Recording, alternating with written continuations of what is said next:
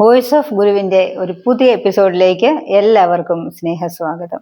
ഞാൻ രജനി ബിജു. ഓം ശ്രീനാരായണ പരമഗുരവേ നമ. ഓം ശ്രീ ശാരദാംബായേ നമ. ആചാര്യപാദങ്ങളിൽ പ്രണാമം. ഭഗവാന്റെ ഈ അമൃതവാണികളെ ശ്രവിക്കുവാൻ ഭാഗ്യം ലഭിച്ച എല്ലാ സുഹൃത്തുക്കൾക്കും എൻ്റെ വിനീത നമസ്കാരം.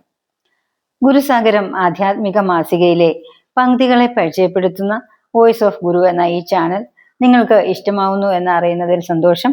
തുടർന്നും ഞങ്ങളെ സപ്പോർട്ട് ചെയ്യുക. ലൈക്ക് ചെയ്യാനും ഷെയർ ചെയ്യാനും സബ്സ്ക്രൈബ് ചെയ്യാനും മറക്കരുത്. ഗുരുസാഗരം ആധ്യാത്മിക കുടുംബ മാസികയിലെ ഓരോ പങ്ക്തികളെ ഓരോ ആഴ്ചയും ഞങ്ങളിവിടെ നിങ്ങൾക്ക് വേണ്ടി വായിക്കുകയാണ്. ഗുരുസാഗരം ആധ്യാത്മിക കുടുംബ മാസികയുടെ ചീഫ് എഡിറ്ററും ശ്രീനാരായണ ഗുരു വിദ്യാപീഠം ആചാര്യനുമായിരിക്കുന്ന സജീവ് കൃഷ്ണൻ സാർ എഴുതിയ സച്ചിന്തയാണ് ഇന്നത്തെ വായനയിൽ വിഷയമാക്കുന്നത്. ഇവിടെ ആചാര്യനോടുള്ള വായനക്കാരുടെ ചോദ്യവും അവയ്ക്ക് ആചാര്യൻ നൽകുന്ന മറുപടിയുമാണ് ഉൾപ്പെടുത്തിയിരിക്കുന്നത്. ഇനി ഇന്നത്തെ ചോദ്യം എന്താണെന്ന് നോക്കാം.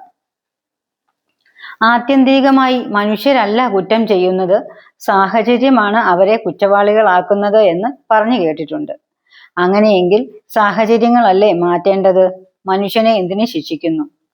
ഇതാണ് ചോദ്യം. ഇതിന് ആചാര്യൻ നൽകുന്ന മറുപടി എന്താണെന്ന് നോക്കാം. സാഹചര്യങ്ങളുടെ പ്രേരണയാൽ കുറ്റം ചെയ്യുന്നവരും കുറ്റവാളികൾക്കിടയിൽ ഉണ്ട് എന്നത് ശരിയാണ്. എന്നാൽ എല്ലാറ്റിനും കാരണം സാഹചര്യമാണ് എന്ന് പറയുന്നത് ശരിയല്ല. തെറ്റേത് ശരിയേത് എന്ന് തിരിച്ചറിയാനുള്ള വിവേകബുദ്ധിയാണ് മനുഷ്യനെ കുറ്റം ചെയ്യുന്നതിൽ നിന്ന് തടയുന്നത്. തെറ്റാണ് എന്നറിഞ്ഞിട്ടും അത് ചെയ്യുന്നവരുമുണ്ട്. അവർക്ക് അവരുടേതായ ന്യായവും നിയമവും ഉണ്ടാകും. അത് സമൂഹ നിയമവുമായി പൊരുത്തപ്പെടാതെ വരുമ്പോൾ ശിക്ഷിക്കുകയാണ് സാമൂഹ്യ അച്ചടക്കവും സുരക്ഷയും പാലിക്കേണ്ട നിയമ സംവിധാനത്തിന് ചെയ്യാൻ സാധിക്കുന്ന ഇടപെടൽ എന്ന് പറയുന്നത്. അതിനേക്കാൾ ശാശ്വതവും യുക്തവുമായ ഒരു ഇടപെടൽ സജ്ജന സമ്പർക്കത്തിൽ പുതിയ തലമുറകളെ വളർത്തിയെടുക്കുക എന്നതാണ്. ഗുരുവിന്റെ കൊലതീരേശ സ്തവം എന്ന കൃതിയിൽ ചാരത്ത് വസിപ്പാൻ ഒരു ഭാഗ്യം വരണമെന്ന് കൊലതീരേശനോട് പ്രാർത്ഥിക്കുന്നുണ്ട്. സജ്ജന സമ്പർക്കത്തെ ഒരു ഭാഗ്യമായി തന്നെ കാണണം. ചോദ്യത്തിൽ സൂചിപ്പിച്ച സാഹചര്യം മാറ്റിക്കൂടെ എന്നതിന്റെ ഉത്തരമാണ് സജ്ജന സമ്പർക്കം. ഈശ്വരീയമായ സാന്നിധ്യങ്ങളാണ് ഈ സജ്ജന സമ്പർക്കങ്ങൾ. വിശ്വാസികളാണെങ്കിൽ അവർക്ക് ആരാധനാ കേന്ദ്രവും ആരാധനാമൂർത്തിയും ഇത്തരം സജ്ജന സമ്പർക്കത്തിന് വഴിയൊരുക്കും. വിശ്വാസവും ഭക്തിയും മാത്രം മതി അവിടെ ഒരുവന് കൈമുതലായിട്ട്.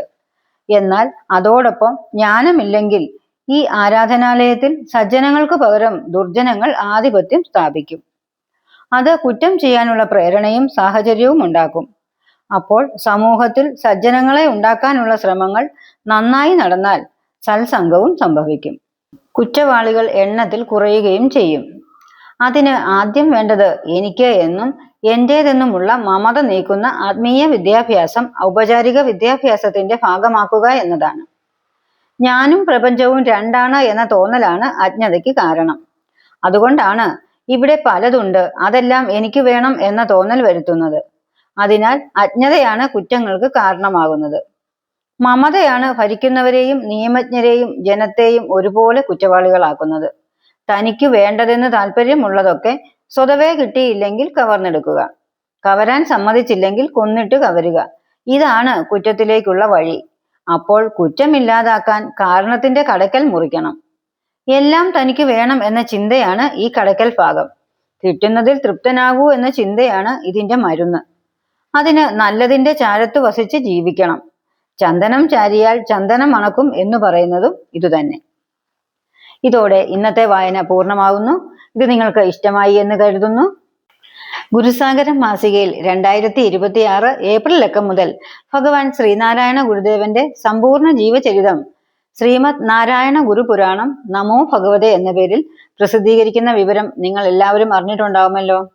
ആദ്യം മുതൽ തന്നെ വായിക്കുവാൻ കോപ്പികൾ ഉടൻ തന്നെ ഉറപ്പാക്കുക.